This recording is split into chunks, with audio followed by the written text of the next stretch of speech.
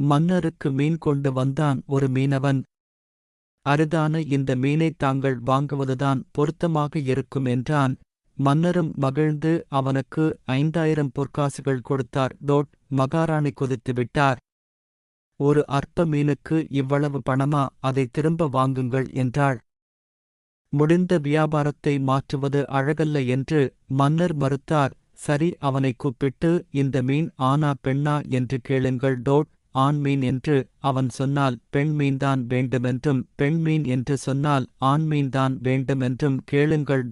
எப்படியும் அவனிடமிருந்து பொற்காசுகளை பிடுங்கி ஆகஸ்ட் வேண்டும் என்றாள் மகாராணி. மீனவன் திருப்பி அழைக்கப்பட்டான்.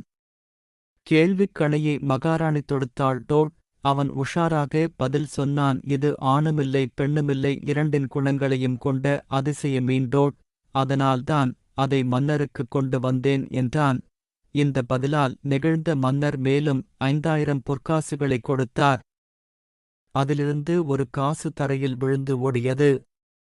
மீனவன் அதை தேடி எடுத்தான். மகாராணி கோபத்தின் உச்சிக்கே போனாள். பேராசைக்காரன்!